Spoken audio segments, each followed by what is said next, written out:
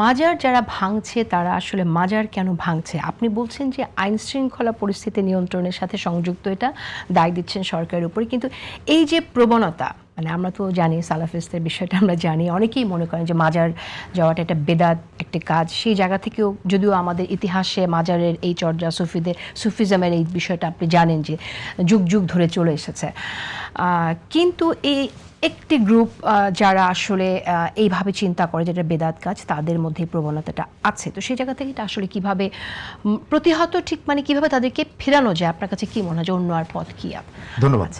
আমি আগের আলোচনাটায় বলেছিলাম যে প্রথম কাজটা হচ্ছে সরকারের, তার সঙ্গে আরো অনেকেই ভূমিকা রাখতে পারেন।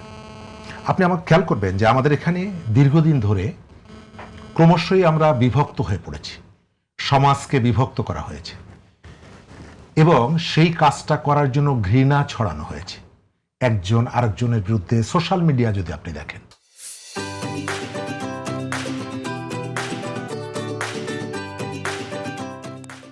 আমরা তো একটা অভ্যুত্থান করে একটা শক্তিকে বিদায় করেছি, তারপরে আমাদের মধ্যে এতটা বিভাজন কেন? এবং আপনি খেয়াল করবেন, জুলাই সৃষ্টি তো একদিনে হয়নি। জুলাই পর্যন্ত আসার জন্য যাদের কন্ট্রিবিউশনটা আছে অনলাইন এবং অফলাইনে, আপনি খেয়াল করবেন যে প্রত্যেকের এখন শত্রু হয়ে গেছে দেশ এবং দেশের বাইরের থেকে। ওই যে ঘৃণার যে চাষ, সেটা ক্রমশই বিস্তৃত হচ্ছে। মাজার পূজারী এই কথাটা বলে আপনি বিভিন্ন জায়গায় দেখবেন, ধর্মীয় আলোচনার মধ্যেও মাজার পূজারী বলে একজন আর একজনকে অভিহিত করা হচ্ছে। আজকে ফরহাদ মাজার তিনি শাহ আলী মাজারের সামনে একটা সমাবেশ করেছেন এবং সেই সমাবেশে তিনি একটা বক্তব্য দিয়েছেন।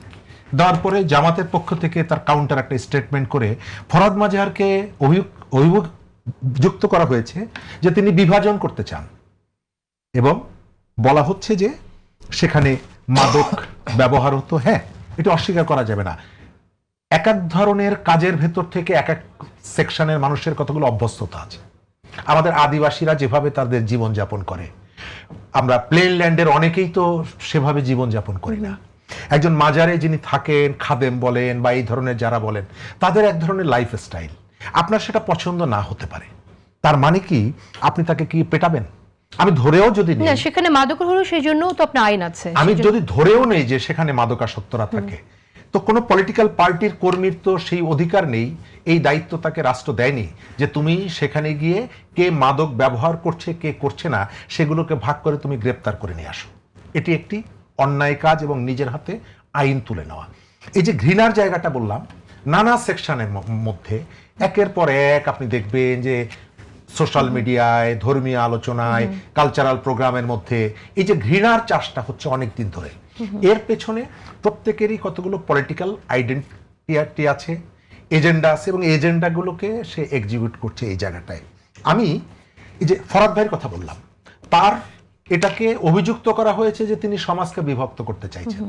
আমি তার অনেক কিছু নিয়ে প্রশ্ন করি, কিন্তু এই যে কাজটা, এই কাজটা সমাজে যিনি আক্রমণ করলেন তাকে আপনি বলছেন যে তিনি সমাজকে বিভক্ত করার জন্য, তিনি যাদেরকে দায়ী বলছেন, গ্রেপ্তারের কথা বলছেন, তাকে আপনি বলছেন যে তিনি সমাজকে বিভক্ত করতে চাইছেন। এখন যে জায়গাটা ঘটনাটি ঘটেছে আপনি খেয়াল করে দেখবেন, এই জায়গাটার সংসদ সদস্য জামাতের একজন নেতা।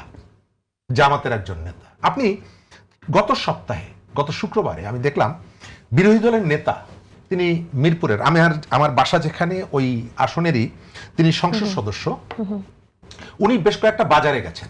বাজারে গিয়ে বলেছেন যে 300 এমপি যদি একমত হয় তাহলে দেশকে চাঁদাবাজ মুক্ত করা সম্ভব। অর্থাৎ চাঁদাবাজ মুক্ত করার ক্ষেত্রে এমপিদের একটা রোল আছে। তাহলে অন্যান্য যে জায়গায় আইনের প্রয়োগের ক্ষেত্রে, সভ্য করার ক্ষেত্রে তাহলে ওই যে আসনটার যে জামাতের এমপি, তিনি কি ভূমিকাটা পালন করলেন যখন এই মাজারে হামলাটা হলো? তিনি কি তার যথাযথ দায়িত্ব পালন করেছেন? তার দলের কর্মীরা অংশগ্রহণ করেনি, আমি এটি মেনে নিলাম, কিন্তু তার রোলটা কি থাকা উচিত?